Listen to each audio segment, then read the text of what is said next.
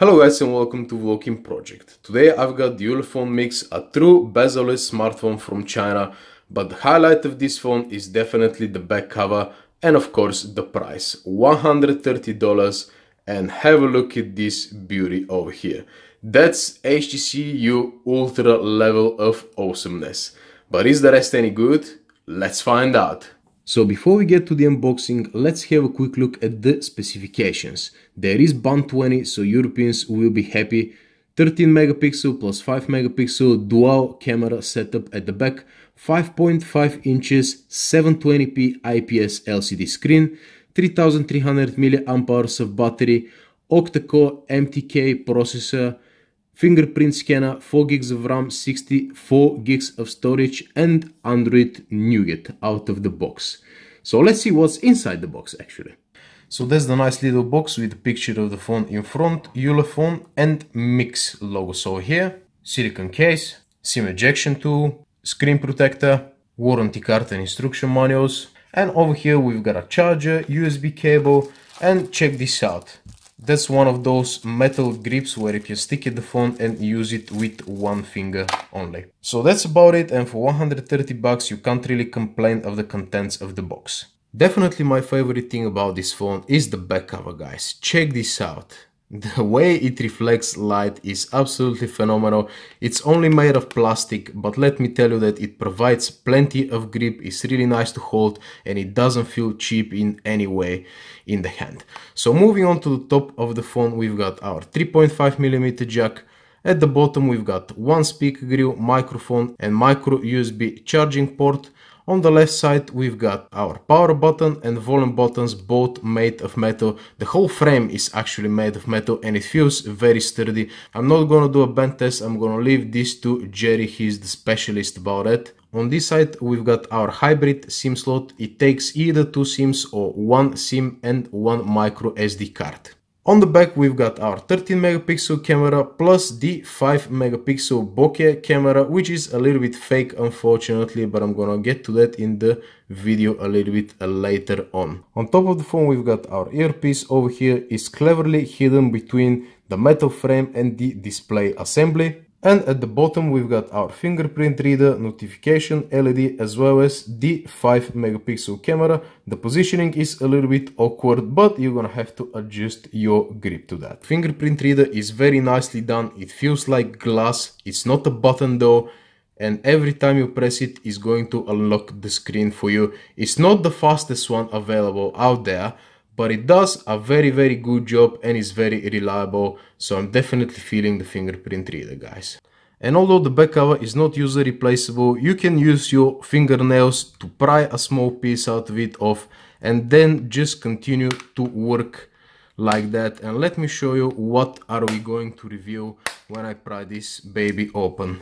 It's very easy, as you can see. So inside we can see our battery, indeed 3300 milliamp hours. It's not user replaceable again, but you see all these screws, you know what to do and you can repair this phone yourself. And this one is very easy replaceable, as you can see. I could have wished that there was some sort of a NFC. It just costs a couple of dollars and they could have put it over here. But for 130 bucks I can't really complain. At least I'm happy that this thing is easily replaceable, guys. So the first thing you're gonna see when you fire up the phone is the screen, of course. 5.5 inches 720p. I know it's a little bit of a stretch and basically the clarity of the screen and the overall sharpness is going to suffer. I'm happy to report that this screen is actually very bright, very crisp, and the color saturation and the contrast is on a very high level, guys. Let me show you. At the moment I'm rocking at about 20% brightness. It could go all the way up to 100% and it becomes very bright. I'm sure you can't really tell from the camera, but you're gonna take my word for it, you're gonna have absolutely no problems with the screen. And couple that with the option to tweak the screen. Let me show you what we have. You've got mirror vision, you can tweak the screen absolutely to your liking. Check all the options out over here. As well as you've got live display, you can adjust everything about the screen to your liking, basically adaptive brightness as well. So definitely I'm feeling the screen and overall I'm very happy with the colors. Let me show you a couple of wallpapers. So check this screen out, guys. I know it's not full HD, but to be honest with you, I would rather get a 720p very bright and excellent screen rather than a shitty 1080p screen like the Ufly F8. And one more thing, this display, because it's 720p, it helps quite a lot of the performance, battery life, and especially the gaming performance. And when we talk about battery life, it's 3300 milliamp hours of battery, and let me show you how quickly does this battery charge. So you're starting from 0%, the phone is off. Half an hour it gives us 28%, and 100% we are getting in about 2 hours. And considering that the phone doesn't support any kind of quick charging, for 3300 milliamp hours of battery, I think that's a pretty good result. And while we're still on the battery topic, let me show you my screenshots what kind of battery life I'm getting out of this phone, guys. Now that's 3 hours of screen on time with very heavy LTE usage all the time. 3 hours 30 minutes with 3% left, 3 hours 24 minutes with 6% left, 3 hours 12 minutes with 6% left.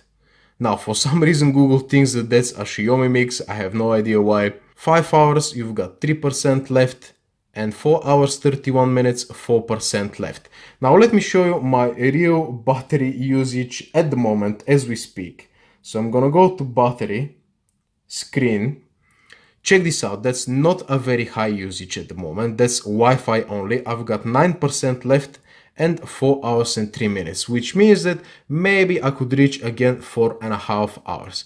I mean, the battery is not anything phenomenal, but considering that the MTK processors usually drain your battery quite quickly, I would say that I'm happy with the battery life between 3 and 4.5 hours of battery life. Now consider one thing, there's a huge battery drain when we talk about LTE and GPS as well. So if you're not using them temporarily, just switch them off because they are draining your battery. That's a common problem with the MTK processors, and it's about time so they can resolve this. On Wi-Fi you've got no drain and you're gonna be happy with the battery life otherwise.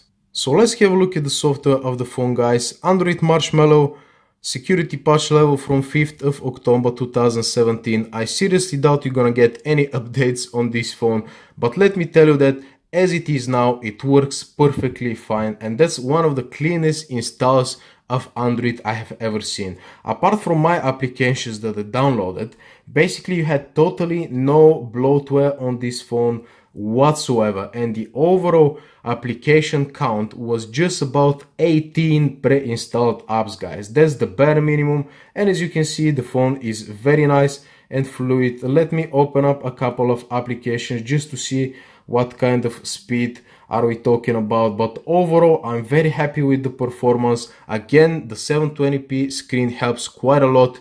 So yeah, now there's a very nice option that I like about this phone. You can rearrange the button layout, of course, but when you activate this button over here and when you press it, the whole buttons disappear. So you can use the phone like that. You can use the fingerprint reader, one tap to go back, and when you hold the fingerprint reader, it opens up all of your recent applications when you can clear them and just go back to the main screen. So in terms of customization, that's something that I really like. Couple that with the stock Android, definitely gets my thumbs up. So you know I'm not a benchmark junkie, guys, but what Basemark is telling us basically is that the phone is quite well optimized, and the only thing which is kind of lacking is the memory, but that's expected from a such cheap device, which means basically that installing applications is gonna take a little bit more time, but again that's absolutely normal for a cheap phone. And over here the graphics doesn't show as any good, but actually the gaming performance is absolutely ridiculous. So let me show this to you in a second. Now the gaming performance, I didn't really expect that, to be honest with you. Ultra high quality at 720p, 54.6 FPS. That's almost Snapdragon 820 level, guys. And let me tell you that there is no game you're gonna have a problem with. It runs absolutely very fluidly. Let me show you a heavy game like Mortal Kombat and what the result is. So let's have a look at the gaming performance, guys. Mortal Kombat took a little bit of time to load, of course, but once the game is loaded you can play on a very high frame rates without any slowdowns. So definitely thumbs up for the gaming performance. I didn't really expect that to be that good on a $130 phone, because usually on this kind of phones, you know, the overall performance could be good but the gaming performance usually sucks. So I'm really happy that we've got a very good gaming performance on this phone. And if you could just wait up a second, I can show you a little bit more gameplay of Mortal Kombat, just a few seconds, but as I said, it takes a little bit of time to load, which is absolutely acceptable to my book. And I believe that they saved up a little bit of money on the memory side, but again, you're getting 64 gigs, so you can't really complain in terms of storage and memory as well. So check this out. I really can't complain, guys. That's a flagship performance on a budget phone, and the heating which emits the phone comes from over here, and it's not too much, it's absolutely acceptable. So gaming performance, thumbs up. So let's have a look at the audio quickly, guys. Of course you've got a 3.5mm jack over here, but the volume output and the overall quality and bass is just about average. Unfortunately, you've got a micro USB charging port rather than USB Type-C. If you had a USB Type-C, you get one of these adapters and you boost your volume straight away. In case you've got no idea what I'm talking about right now, I just did a video of how to boost your Android volume, so one of these adapters will surely do. I'm gonna leave a link for that video in the description down below. But anyway, let's jump to the speaker of the phone. We've got only one speaker here, and let's check the quality. Maximum volume.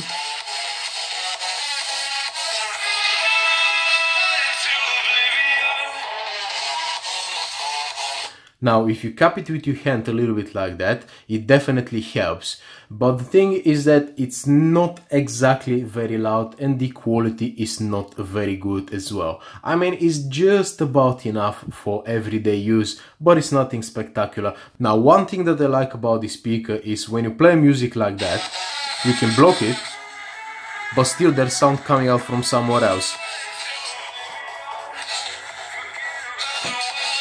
So considering that the phone has definitely no IP certifications of any kind, which means it's gonna die if you drop it in water, I kind of like that we've got the sound coming from somewhere else, so you don't completely block it when gaming, which is strange actually.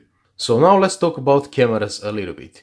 You've got the double press power button to launch the camera shortcut, which I really like, to be honest with you, and that's the selfie cam over here. And since the camera is over here, you can see what kind of image can you expect. I mean, you always have to kind of adjust the angle, but if you hold the phone like that, everything is fine actually.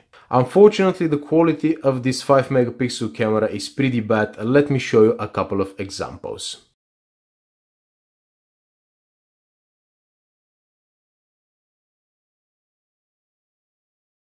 And now when it comes down to the rear cameras, guys, you've got 2 megapixels, one 13 and one 5 megapixel camera. Let me tell you that I'm overall very happy of the quality of the 13 megapixel camera. I never really expect cheap phone to have such a good camera. Of course, the low light performance is not good, but that's acceptable. But in a good light, especially the HDR, works perfectly fine. Let me show you a couple of examples, and let me tell you something before that. This camera over here is fake. So check this out. I'm still holding the camera like that. There's absolutely no problems adjusting the bokeh effect from this slider over here. And what it does basically, it just creates a circle around your object with a bokeh effect, which is not very good. I've seen it on other phones, but it's pretty much crap. And to be honest with you, I really don't see why you make a second fake camera like that. It just doesn't make sense. Check the photo over here, guys. I mean, it's bad. But anyway, so let's just come back to the main camera. It's really good. Let me show you the slideshow, and we're gonna go to the video after that.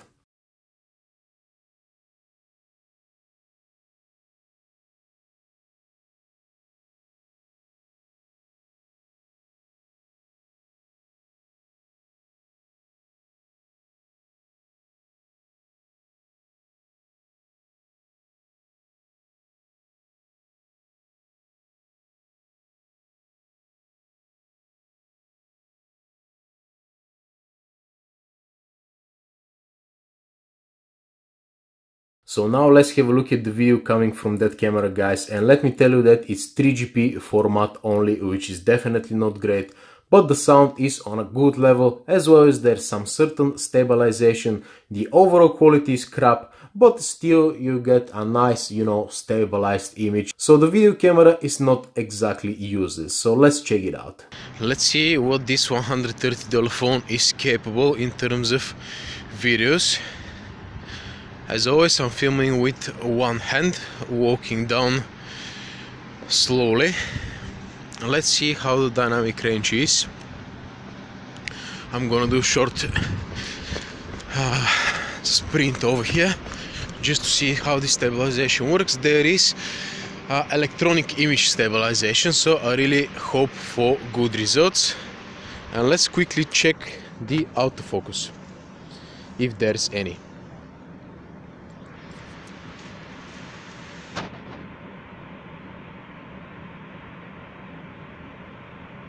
Again, no autofocus, unfortunately. Let me check if I try to tap the screen, is it gonna focus? Oh yeah. So at least we've got manual focus, which is something. So where does it leave us with Ulefone MiX, guys? $130 for this phone is definitely a go, because it feels way more expensive than it is, and it has some qualities which are not exactly, you know, normal for the cheap phones, like an excellent gaming performance, excellent in-hand feel. This bag, I just love this bag, guys, and the overall bezel-less design is very nice, because when you compare this phone to a normal phone with 5.5-inch screen like the Moto Z, check this out.